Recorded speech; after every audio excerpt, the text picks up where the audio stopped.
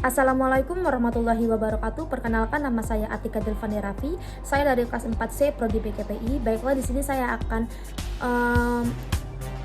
membuat tugas dari review makalah dari teman saya, yaitu bernama Marnila dari kelas 4C Prodi PKPI. Baiklah, di sini dia membahas dengan judul menjelaskan konsep relaksasi, flooding, desentralisasi in vivo dalam modifikasi perilaku. Nah, tujuan dari pembuatan video ini atau tujuan dari dibuatnya makalah ini yaitu untuk memberitahukan kepada kita apa sih pengertian konsep dari flooding dan desentralisasi in vivo serta relaksasi. Di sini dalam makalah ini dibuat pada tanggal 1 Februari 2022. Yang terdapat dalam makalah ini yaitu ada pengertian dari flooding.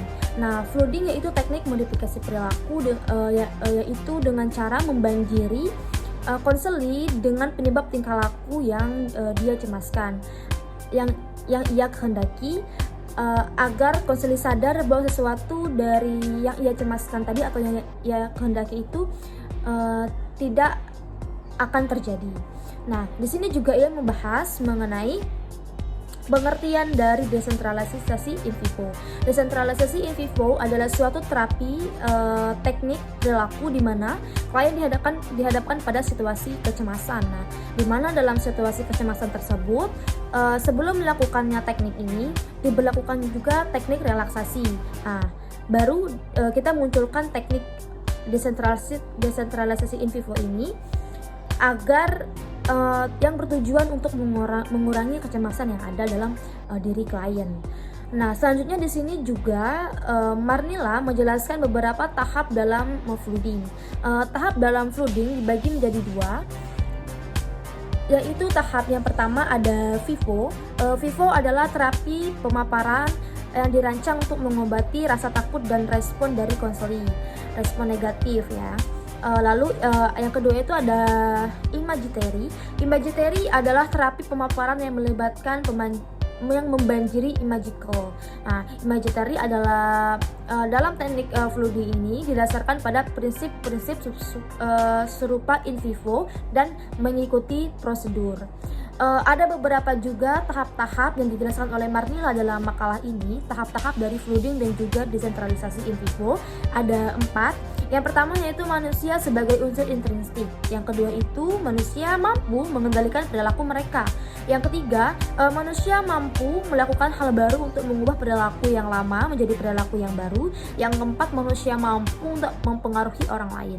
Nah, jadi dalam suatu kumpulan manusia itu diharapkan mampu untuk berdampak bagi orang lain. Nah, itu salah satu tahap dalam desentralisasi in vivo dan juga dalam flooding. Nah, di sini juga dalam makalah ini Marnila menjelaskan bagaimana contoh dari flooding. Contoh dari flooding yaitu misalkan seekor kucing takut untuk kita arahkan masuk ke dalam mobil karena mereka itu takut pada situasi yang baru, situasi yang berbeda dari biasanya. Karena mengapa mereka takut? Karena mereka cemas berada dalam situasi mobil yang berjalan terus, sedangkan mereka itu biasanya itu mereka yang berjalan, bukan apa yang mereka pijak yang berjalan. Nah, lalu di sini kita dapat mendorong tubuh dari si kucing ini untuk masuk ke dalam mobil agar dia bisa masuk. Nah, itu kan kita dihadapkan pada kucing dihadapkan pada situasi yang menakutkan ya. Nah, itu akan menimbulkan kecemasan. Nah, namun jika dia sudah kita paksa dan berada dalam mobil, dia akan melakukan tindakan perilaku mondar-mandir dan menjilat tubuhnya. Hal itu mungkin dapat menenangkan apa yang ditakutkan oleh kucing tersebut. Nah, jadi kita hadapkan dia pada situasi yang membuat ia takut. Itu ada beberapa pembahasan yang dilakukan oleh Marnila dalam makalah yang ia buat. Kekurangan dalam makalah yang Marnila buat ini yaitu dia kurang menjelaskan pengertian dari relaksasi, tahap-tahap melakukan teknik relaksasi, dan juga dia juga kurang memberikan contoh dari desentralisasi in vivo dan juga dari relaksasi. Jadi itu saja yang dapat saya sampaikan. Jika saya ada salah kata saya mohon maaf. Saya akhiri. Wassalamualaikum warahmatullahi wabarakatuh. Terima kasih.